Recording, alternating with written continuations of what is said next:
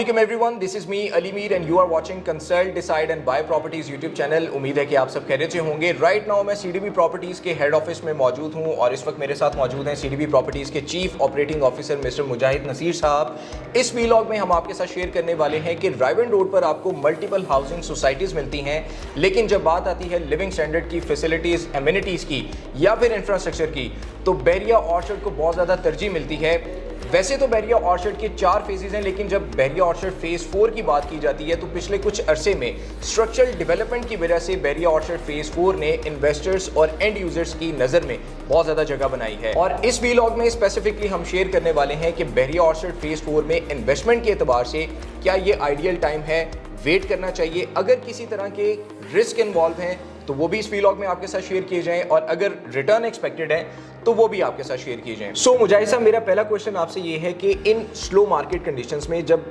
Market के अंदर buying और सेलिंग अपनी पीक पे नहीं है, तो क्या बैरिया ऑर्चर्ड फेज़ 4 में ये राइट टाइम है बाइंग करने का या फिर वेट करना चाहिए?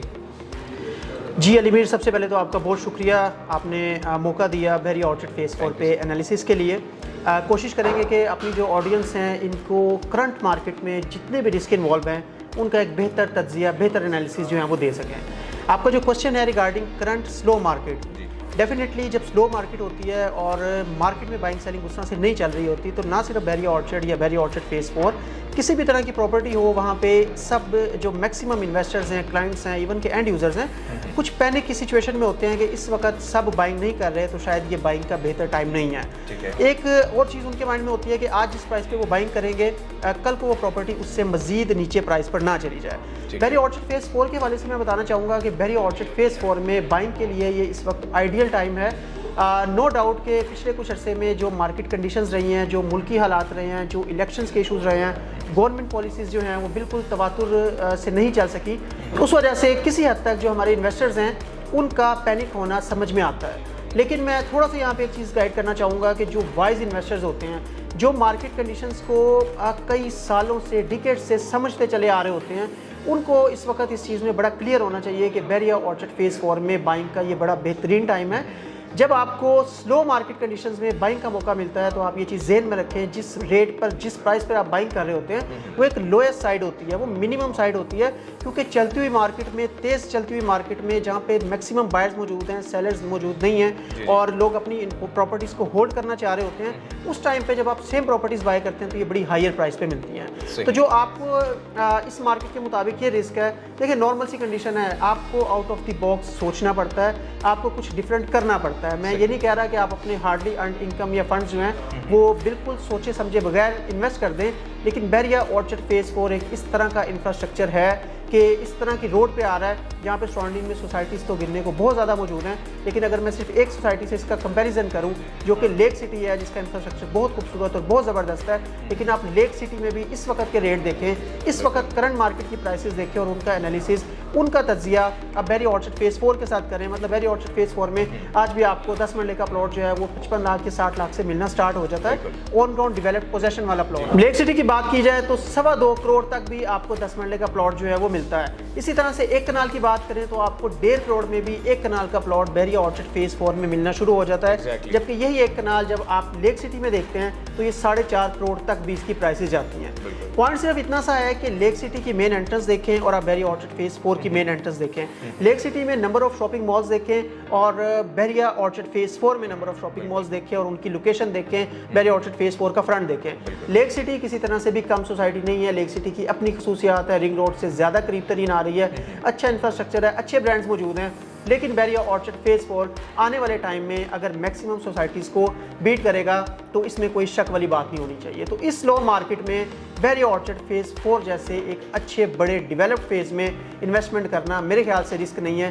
क्योंकि ऑलरेडी आप मिनिमम प्राइस पे बाइंग कर रहे हैं। एग्जैक्टली मुजाहिद भाई, मेरा दूसरा क्वेश्चन आपसे ये है कि जब लोग राइवन रोड पर आते हैं और बैरिया ऑर्चर्ड फेज़ 1 को देखते हैं तो वो 90% ऑक्यूपाइड है, और फिर उसके बिल्कुल ऑपोजिट साइड पे अक्रॉस द रोड बैरिया ऑर्चर्ड फेज़ 4 को देखते हैं तो कंस्ट्रक्शन लेवल उनको बहुत कम मिलता है। तो आप क्या समझते हैं कि बैरिया ऑर्चर्ड फेज़ 4 में इस वक्त जो कंस्ट्रक्शन का लेवल चल रहा है लोगों को कंसिडर करना चाहिए या नहीं?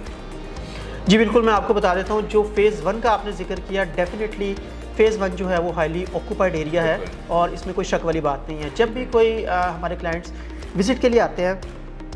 और कंसीडर कर रहे होते हैं अपना घर बनाने के लिए या इवन के इन्वेस्टमेंट के लिए, अभी स्पेसिफिकली हम घर बनाने के हवाले से बात कर लेते हैं, तो उनको एक चीज़ बड़ी क्लियर नज़र आती है कि फ़ेज़ 1 में कंस्ट्रक्शन लेवल बहुत ज़्यादा है, जबकि फ़ेज़ 4 में कंस्ट्रक्शन लेवल अभी still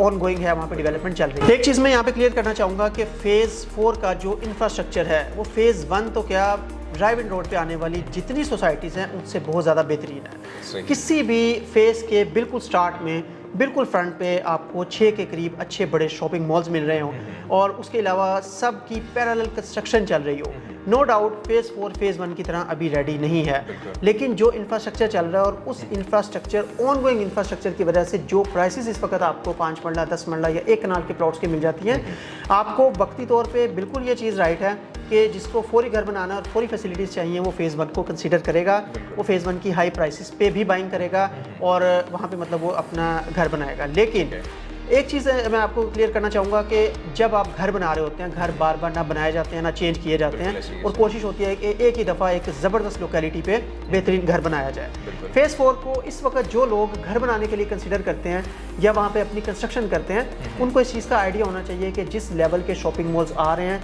no doubt it will take 3, 4 और 5 ईयर्स के टोटली वो ऑपरेशनल होने में या फुली रेडी होने में वहाँ पर टाइम लगेगा। लेकिन वंस ये रेडी होता है तो आप ये भी चीज़ ज़हन में रखें, चाहे इन्वेस्टमेंट पॉइंट ऑफ व्यू से, चाहे आप कंस्ट्रक्शन पॉइंट ऑफ व्यू से देख रहे हैं, आज की डेट में जो रेट्स आपको मिल रहे हैं, प्लॉट्स की जो प्राइसेस मिल रही हैं, वो दोबारा उस टाइम पर नहीं मिल रही होंगी। जो फैसिलिटीज़ आपको नियर बाय फौरी घर बनाने में आपको थोड़ा सफ़र करना पड़ सकता है, आपको वक्ती कमर्शियल एक्टिविटी के लिए फ़ेज़ 1 का रुख करना पड़ सकता है। इवन के कुछ commercial plaza very outside phase 4 में भी बन रहे हैं। अगर आप घरों की कंस्ट्रक्शन का लेवल देखें, अगर आपने आज से 6 माह पहले फ़ेज़ 4 को विजिट किया था और आज आप दोबारा विजिट करते हैं तो आपको एक क्लियर प्रोमिनेंट डिफरेंस ज़रूर नज़र आएगा कि पहले की निस्बत घर ज़्यादा बने हैं। लेकिन अगर कमर्शियल एक्टिविटी वक्ती तौर पे स्लो है, मेरी मुराद एक्टिव कमर्शियल एक्टिविटी से है, अदरवाइज जो मॉल्स बन रहे हैं वो कहीं पर भी उस लेवल के किसी फेज़ में बैरिया ऑर्चर्ड के फ़ेज़ 4 का अपने किसी फेज़ से कोई मुकाबला नहीं है जो फेज़ ये बनने जा रहा है। तो मैं स्ट्रॉन्गली सजेस्ट करूंगा कि अगर आप फ़ेज़ 4 को अपनी इन्वेस्टमेंट के लिए या ख़ास तौर पर रिहाइश के लिए भी कंसिडर करते हैं तो ये बड़ा सूटेबल टाइम है, बड़े सूटेबल रेट्स हैं लोगों को इस चीज़ को एनालाइज करने में कि जो शॉपिंग मॉल्स बन रहे हैं, जिस तरह के ब्रांड्स उनमें आने हैं, जिस तरह की एक्टिविटीज़, जिस तरह की अट्रैक्शंस वहाँ पर मौजूद होनी है, इसको समझने में थोड़ा सा टाइम लगेगा। लेकिन जब ये लोग समझ आएंगे तो उस वक्त इसकी डिमांड इंक्रीज़ होगी और जिन प्राइसेस पर आपको प्लॉट्स या कमर्शियल या रेजिडेंशियल या इंस्टॉलमेंट या फुल पेमेंट के प्लान्स आज अवेलेबल हैं, ये फ्यूचर में इस तरह से अवेलेबल नहीं हो। बिल्कुल ऐसे ही है। जैसा मेरा तीसरा क्वेश्चन जो था वो कमर्शियल एक्टिविटी से रिलेटेड ही था, लेकिन उसको आपने बहुत ज़बरदस्त तरीके से सम अप किया। लेकिन मैं फिर भी जानना चाहूँगा कि ये देखा जाता है कि जब सोसाइटीज़ लॉन्च होती हैं, अपने पहले फेज़ से दूसरे फेज़ की तरफ जा रही होती हैं डेवलपमेंट में, तो स्ट्रक्चरल डेवलपमेंट में ज़्यादा किरदार जो है वो हाई राइज प्रोजेक्ट्स का भी होता है, कमर्शियल एक्टिविटीज़ का होता है, और जिस तरह आपने कहा कि एक्टिव कमर्शियल एक्टिविटीज़, तो काइंडली आप इसके ऊपर एक्सपर्ट एनालिसिस अपने दीजिएगा कि बहरिया ऑर्चर्ड फेज़ 4 के अंदर इस वक्त कमर्शियल एक्टिविटीज़ के लिए जो फ्यूचर की डेवलपमेंट है या जो अप्रोच है डेवलपर्स की और सोसाइटी ऑनर की, वो क्या है? बिल्कुल ठीक है। मैं कमर्शियल एक्टिविटी के हवाले से आपको बताना चाहूँगा कि डेफिनेटली किसी भी रेजिडेंशियल एरिया की रिक्वायरमेंट होती है कि वहाँ पर नियर बाय बेहतरीन कमर्शियल एक्टिविटी हो। आसान अल्फाज में अगर हम कहें कि किसी भी शख्स का जहाँ पर घर है उसकी कोशिश होती है कि मुझे नियर बाय मैक्सिमम ग्रोसरी मिल जाए, मैक्सिमम मुझे ओवरऑल इंफ्रास्ट्रक्चर मिल जाए, उसके अलावा हर तरह के ब्रांड्स नियर बाय अवेलेबल हों, रेस्टोरेंट्स अवेलेबल हों, फूड कोर्ट्स अवेलेबल हों, IT सेटअप अवेलेबल हो, मैक्सिमम फैसिलिटीज़ नियर बाय हों। जितनी ऐसी फैसिलिटीज़ नियर बाय होती हैं उतना आपका पेट्रोल का एक्सपेंस जो है वो कम होता है, उतना आपका टाइम का एक्सपेंस कम होता है, उतनी आपका लिविंग स्टैंडर्ड जो है वो बेहतर तरीके से इंप्रूव होता है। बहरिया ऑर्चर्ड फेज़ 4 की अगर बात करें तो बहरिया ऑर्चर्ड फेज़ 4 में मेन एंट्रेंस पे जो 6 शॉपिंग मॉल्स बन रहे हैं और हर फ्लोर को डिफरेंट तरह से कुछ स्पेसिफिक फ्लोर जो हैं वो बच्चों की शॉपिंग के लिए एलोकेट किए गए हैं, कुछ IT के सेटअप्स हैं, कुछ फूड कोर्ट के सेटअप्स हैं, कुछ कपड़ों के ब्रांड्स हैं, कुछ फार्मेसी शॉप्स हैं, मतलब डिफरेंट तरह की एक्टिविटीज़ जो मैक्सिमम चीज़ें हैं। अगर मैं आसान अल्फाज में बात करूं तो बहरिया ऑर्चर्ड फेज़ 4 का ऑन गोइंग इंफ्रास्ट्रक्चर इस वक्त इस तरह से चल रहा है कि अगर आप वहाँ पर घर बना लेते हैं तो शायद ही कोई चीज़ हो जिस तक रसाई के लिए, शायद ही कोई कमोडिटी, कोई प्रोडक्ट ऐसी हो जो आपको विद इन फेज़ 4 अवेलेबल ना हो और आपको इवन के अक्रॉस दी रोड भी जाना पड़े। तो इस वजह से कमर्शियल एक्टिविटी बेशक अभी ऑनगोइंग है, अगर आज वो 6 से 7 कमर्शियल शॉपिंग मॉल्स रेडी नहीं हैं, तो यही तो रीज़न है कि आपको प्राइसेस कम मिल रही हैं, नीचे मिल रही हैं। आपको 55 लाख में भी 10 मरला का प्लॉट मिल जाता है, आपको 1.25 करोड़ में 1.5 करोड़ में भी 1 कनाल का प्लॉट G1 जैसे ब्लॉक में जो है वो आज की डेट में मिल जाता है। तो इस चीज़ को एनालाइज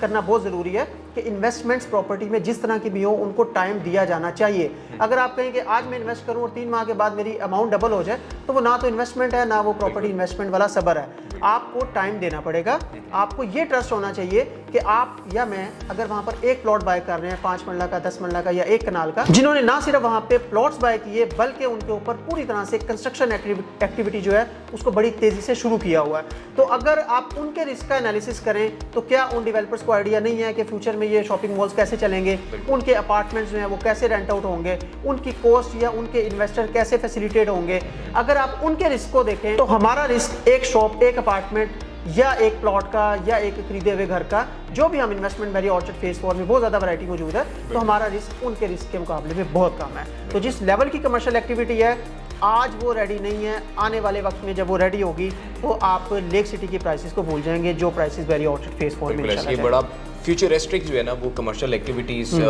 मुजाहिद साहब ने बताई है कि वहाँ पे बनने जा रही है, और इंशाल्लाह आप देखेंगे, आप खुद विटनेस करेंगे कि आपको फ्यूचर क्या मिलता है बेरी ऑर्चर्ड फेज़ 4 का। ये सारे जो एक्सपर्ट एनालिसिस आपके साथ शेयर किए जा रहे हैं, इनकी बेस के ऊपर आप अपने डिसीजंस को क्विकली ले सकते हैं। सर मेरा क्वेश्चन ये भी होगा कि नॉर्मली ये देखा जाता है कि सोसाइटीज़ के अंदर कुछ ऑफ ग्राउंड पैचेस होते हैं और हमारे कुछ डीलर हजरात भाई जो हैं वो प्रॉपर कंसल्टेंसी प्रोवाइड नहीं कर पाते, और ऑफ ग्राउंड एरियाज़ के ऊपर जो प्लॉट्स हैं वो भी लोगों को जो है वो बाय करवा देते हैं। तो काइंडली मुझे बताइएगा कि बेरी ऑर्चर्ड फेज़ 4 के अंदर क्या इस तरह के कोई रिस्क इन्वॉल्व हैं? जी बिल्कुल अली, आपने एक अच्छे बड़े रिस्क को जो है वो प्रोमिनेंट किया। मैं इस पर बताना चाहूँगा कि बिल्कुल ऑफ ग्राउंड एरियाज़ को लैक ऑफ नॉलेज की वजह से बाय कर लेना, या इवन के विद नॉलेज भी कुछ लोग बाय कर लेते हैं जब उनको बताया जाता है कि आज तो इधर ऑफ ग्राउंड एरिया है या आज आपका प्लॉट फिजिकली मौजूद नहीं है, लेकिन आने वाले बहुत कम अरसे में ये जो है ऑन ग्राउंड हो जाएगा। यहाँ पे मैं आपको क्लियर करना चाहूँगा, वैसे तो बेरी ऑर्चर्ड फेज़ 4 में ऑफ ग्राउंड वाला रिस्क बहुत ही कम है। मतलब अगर मैं बात करूँ कि 100 में से 90% of the area on ground developed और विद पोजेशन मौजूद है, तो ये चीज़ गलत नहीं होगी। स्टिल क्योंकि हम बेरी ऑर्चर्ड फेज़ 4 के रिस्क पर बात कर रहे हैं आज, तो मैं आपको गाइड करना चाहूँगा कि बेरी ऑर्चर्ड फेज़ 4 में अराउंड 10% एरिया जो है वो ऑफ ग्राउंड भी मौजूद है। उसमें G7 में आने वाली कटिंग्स के कुछ प्लॉट्स हो सकते हैं, उसमें बिल्कुल स्टार्टिंग में G3 ब्लॉक के अंदर कुछ फैक्ट्री का एरिया या कुछ मदरसे का एरिया हो सकता है। इसके अलावा कुछ छोटे छोटे पैचेस हो सकते हैं, लेकिन वो टोटल में आप कहें तो 10% ऐसा एरिया बनता है जो कि ऑफ ग्राउंड है। आपके लिए सजेशन यही है कि आप ऑफ ग्राउंड एरिया को किसी तरह से भी कंसीडर नहीं करें फॉर इन्वेस्टमेंट पर्पज़। अगर आप कंसीडर करते हैं ऑफ ग्राउंड एरिया को, तो उसकी सिर्फ एक रीज़न होनी चाहिए कि उस स्पेसिफिक एरिया में मशीनरी लगी हुई होनी चाहिए। फॉर एग्जांपल G7 है, अगर उस स्पेसिफिक एरिया में मशीनरी लगी हुई है नियर बाय और आपको ये बताया जा रहा है कि ये 2-3 महीने के अंदर ऑन ग्राउंड हो जाएगा, तो फिर आप उसको ज़रूर कंसीडर करें। पिछले कुछ अरसे में बैरिया की जो स्पीड रही है या जो बैरिया की बॉडी लैंग्वेज रही है वो बड़ी बेहतर रही है इस हवाले से, क्योंकि जो प्लान्स आते रहे हैं 3 माह या 6 माह में पेमेंट बैरिया आपसे डिमांड करता है, तो बैरिया फिर इन पैचेस को बड़ी तेज़ी से ऑन ग्राउंड भी कर देता है। ये रिस्क पहले की निस्बत कम है। लेकिन अगर आपको कोई फैक्ट्री एरिया में या मदरसे के एरिया में कोई ऐसा प्लॉट जिसका अभी कंफर्मेशन नहीं है कि वो लैंड बैरिया के पास है नहीं है, आएगी तो कब आएगी, वो चीज़ आपको सेल आउट कर देते हैं और आप भी उसी तरह से उसको बाय कर लेते हैं, तो वक्ती आपको इस ज़हन में रखना चाहिए कि वो सिर्फ एक पीस ऑफ पेपर है, वो ऑन ग्राउंड चीज़ नहीं है। Still 90% of the area on ground developed है। आप खुद विजिट करें, आप अपने रिलेटिव के थ्रू विजिट करवाएं, अपनी तसल्ली ज़रूर करें, ताकि आप बेरी ऑर्चर्ड फेज़ 4 की जो पॉजिटिव साइड है उसको देखते हुए कोई नेगेटिव इन्वेस्टमेंट ना कर बैठे। बिल्कुल ऐसे ही है। यहाँ पे एक पॉइंट मैं हाईलाइट करूंगा, और ये लोगों का कंसर्न भी होता है जब वो बाइंग करने जा रहे होते हैं किसी भी सोसाइटी में या किसी भी यूनिट को बाय करना जा रहे होते हैं किसी स्पेसिफिक डेवलप एरिया के अंदर या किसी स्पेसिफिक डेवलपर के प्रोजेक्ट के अंदर, वो ये देखते हैं कि LDA अप्रूवल है या नहीं। तो आप काइंडली बताइएगा, ये एक्सपर्ट एनालिसिस आपने देने हैं कि बेरी ऑर्चर्ड फेज़ 4 की इस वक्त LDA अप्रूवल की क्या हैसियत है?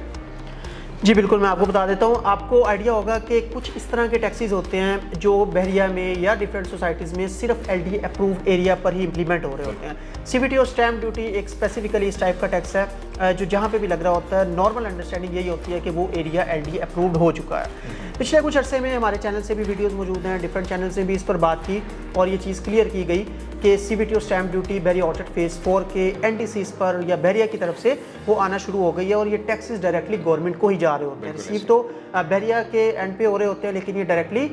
जो गवर्नमेंट के टैक्सेस हैं और ये टैक्सेस इम्प्लीमेंट ही तब होते हैं जिस वक्त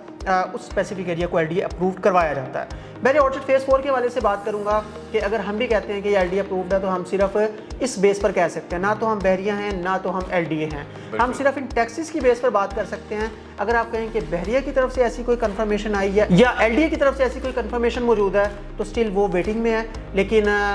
एक नॉर्मल परसेप्शन ये की जाती है कि जब ये टैक्सेस लगने शुरू हो जाएं तो वो एरिया LDA से अप्रूव हो चुका होता है। तो स्टिल अगर हम समझें कि ये एरिया अभी LDA अप्रूव नहीं भी है तो आप ये समझ लें कि 80% चांसेस हैं कि टैक्सेस लगने शुरू हो गए। ये एरिया होपफुली आने वाले टाइम में जल्दी इसकी ओपन अनाउंसमेंट भी कर दी जाएगी, क्योंकि